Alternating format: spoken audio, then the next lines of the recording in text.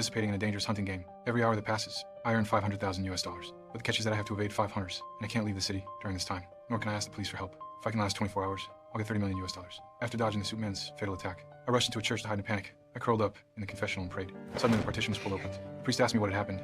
I didn't answer him. Suddenly a dark figure flashed outside the curtain. This time I decided to take the initiative. I kept swinging my fists. It wasn't until the priest came to stop me that I realized I'd hit the wrong person. And the real hunter was the priest. He had anticipated that I would come, so he had sealed all exits in advance. It was too late to escape. I had to fight for my life. The priest started attacking. I was beaten back repeatedly. The priest swung his hammer again, but accidentally smashed open the door lock. I pushed the door to run, but was knocked down by another hammer blow. At the critical moment, the priest's hand got stuck. I seized the opportunity, quickly got up to counterattack, and locked him in the church. But my leg was also injured by the hammer. I bandaged the wound and started fleeing again. On the other side, the suit man had also received my location. I came to a street, stole a tracksuit and hat, and put them all on. Just then, the game ended, and a large crowd of fans poured out of the stadium. I mixed into the crowd. When the suit man arrived, the scene before him made him extremely surprised. There were so many people here. How could he find me? Just as I was about to escape, the shopkeeper grabbed me and demanded I return the clothes. The noisy commotion attracted the suit man's attention. I had to keep running, because my leg was injured. I hid in the trunk of a car. That's why the suit man didn't find me. I escaped again, but just as I breathed a sigh of relief, I suddenly remembered the game rules. If I leave this city, the game will never end. I banged on the car compartment hard. The driver noticed something was wrong and stopped the car by the roadside. That's when I climbed out of it. Along the train tracks, I ran to a gas station, then stole a car and headed straight home to see my wife. I didn't know that the hunter had already arrived there. You might be wondering why the hunter didn't shoot. In fact, that would violate the game rules. I tried to drive away, but the hunter threw steel nails and punctured the tires. Then he got into the car. I stepped on the gas hard to accelerate and crashed into a stone pier by the roadside. After getting out of the car, I realized that the hunter was the priest. I angrily picked up a stone and knocked him unconscious on the spot.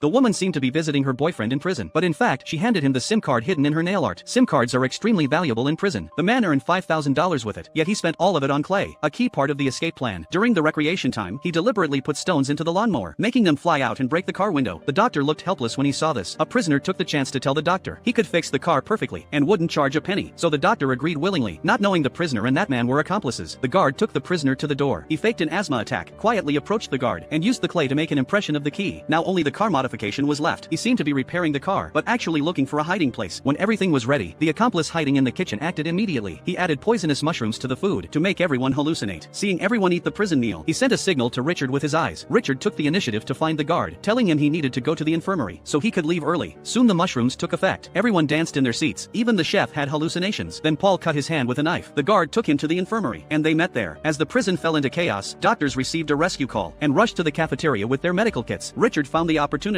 used his tools to open the handcuffs. Then they froze the door lock with liquid nitrogen and successfully opened the door. The corridor was empty. They quietly went to the main gate. Richard inserted the homemade key into the lock, but before he could turn it, the sound of guards came from nearby. To cover Richard, Paul took the initiative to distract the guards. In this way, Richard managed to escape. He carefully avoided the guard's search, then hid in the doctor's car. According to the doctor's diagnosis, the mushrooms at noon were poisonous, and oranges could relieve the symptoms. After saying that, the doctor prepared to drive away. Strangely enough, in the trunk, there was nothing at all. The guards checked the doctor's car carefully, but found nothing. Where on earth was Richard? After the doctor got home and got out of the car, the back seat of the car suddenly moved. A knife cut through the back seat, and Richard crawled out of it. It turned out that when he was repairing the car, he had already planned to hollow out the back seat. In this way, he escaped from prison.